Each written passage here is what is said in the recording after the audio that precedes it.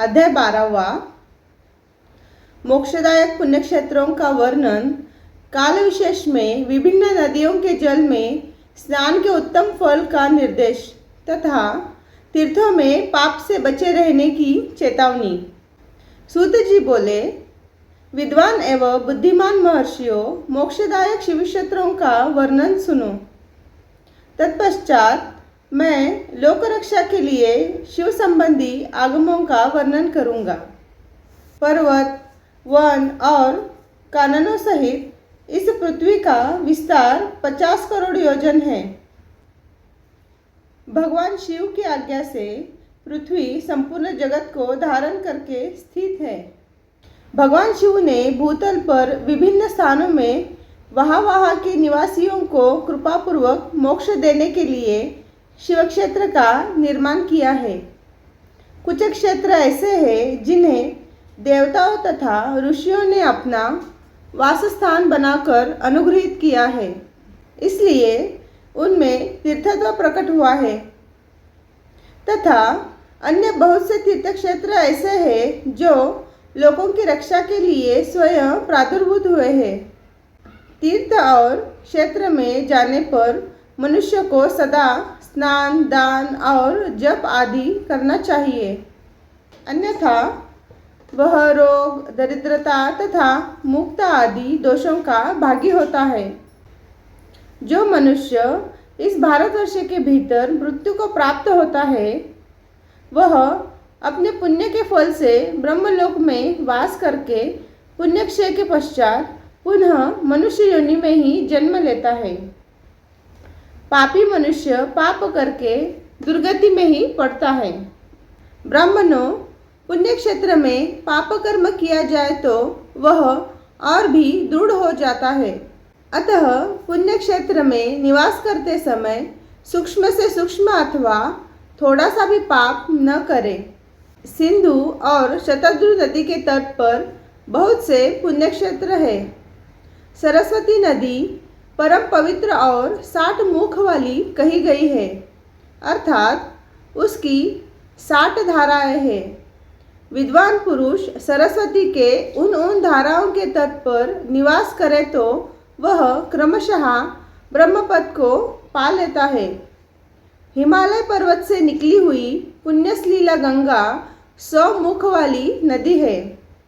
उसके तट पर काशी, प्रयाग आदि अनेक पुण्य क्षेत्र है।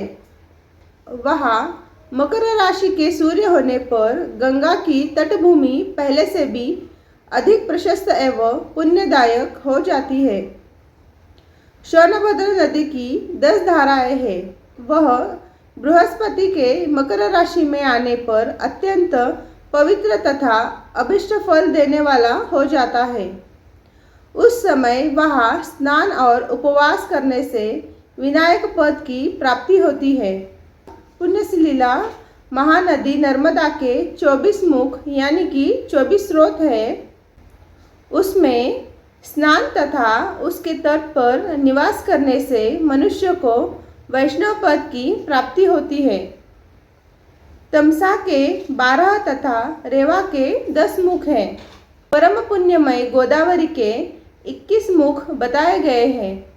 वह ब्रह्महत्या तथा गोवध के पाप का भी नाश करने वाली एवं रुद्रलोक देने वाली है। कृष्णवेणी नदी का जल बड़ा पवित्र है। वह नदी समस्त पापों का नाश करने वाली है। उसके 18 मुख बताए गए हैं तथा वह विष्णुलोक प्रदान करने वाली है। तुंगभद्रा के 10 मुख हैं। वह ब्रह्मलोक देने वाली है। पुण्यसलीला सुवर्ण मुखरी के 9 मुख कहे गए हैं। ब्रह्मलोक से लौटे हुए जीव उसी के तट पर जन्म लेते हैं। सरस्वती नदी, पंपा सरोवर, कन्याकुमारी, अंतरिप तथा शुभकारक श्वेत नदी, ये सभी पुण्य क्षेत्र है। इनके तट पर निवास करने से इंद्रलोक की प्राप्ति होती है।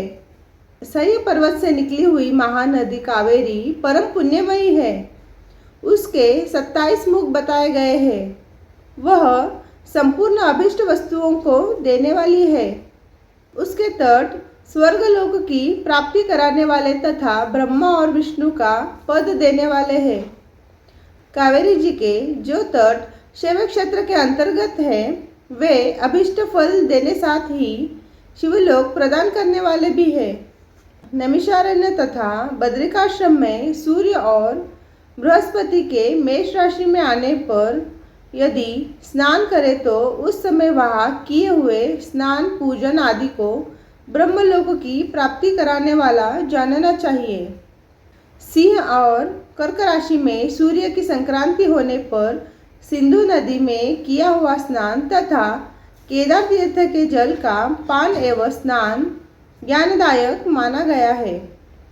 जब बृहस्पति सिंह राशि में स्थित हो उस समय सिंह की संक्रांति से युक्त भाद्रपद मास में यदि गोदावरी के जल में स्नान किया जाए तो वह शिवलोक की प्राप्ति कराने वाला होता है। ऐसा पूर्व काल में स्वयं भगवान शिव ने कहा था। जब सूर्य और बृहस्पति कन्या राशि में स्थित हो तब यमुना और सोनभद्र में स्नान करना चाहिए। वह स्नान धर्मराज तथा गणेश जी के लोक में महान भोग प्रदान करने वाला होता है। यह महर्षियों की मान्यता है। जब सूर्य और बृहस्पति तुला राशि में स्थित हो उस समय कावेरी नदी में स्नान करें। वह स्नान भगवान विष्णु के वचन की महिमा से संपूर्ण अभिष्ट वस्तुओं को देने वाला माना गया है। जब सूर्य और बृहस्पति वृश्चिक राशि पर आ जाए तब मार्गशीर्ष के महीने में नर्मदा में स्नान करने से श्री विष्णु लोक की प्राप्ति हो जाती है। सूर्य और बृहस्पति के धन राशि में स्थित होने पर सुवर्णमुखरी नदी में किया हुआ स्नान शिवलोक प्रदान कराने वाला होता है। जैसा कि ब्रह्मा जी का वचन है, जब सूर्य और बृहस्पति मकर राशि में स्थित हो उस समय माघ मास में गंगा जी के जल में स्नान करना चाहिए। ब्रह्मा जी का कथन है कि वह स्नान शिवलोक की प्राप्ति कराने वाला होता है। शिवलोक के पश्चात ब्रह्मा और विष्णु के स्थानों में सुख भोगने पर अंत में मनुष्य को ज्ञान की प्राप्ति हो जाती है। माघ मास में तथा सूर्य की कुंभ राशि में स्थित होने पर फाल्गुन मास में गंगा जी के तट पर किया हुआ श्राद्ध, पिंडदान अथवा तिलोदक दान पिता और नाना दोनों कुलों के पितरों की अनेकों पीढ़ियों का उद्धार कराने वाला माना गया है। सूर्य और बृहस्पति जब मीन राशि में स्थित हो तब कृष्णवेणी नदी में किए गए स्नान की ऋषियों ने प्रशंसा की है। उन महीनों में पूर्वोक्त तीर्थों में किया हुआ स्नान इंद्रपद की प्राप्ति कराने वाला होता है। विद्वान पुरुष गंगा अथवा कावेरी नदी का आश्रय लेकर तीर्थवास करे। ऐसा करने से तत्काल किए हुए पाप का निश्चय ही नाश हो जाता है।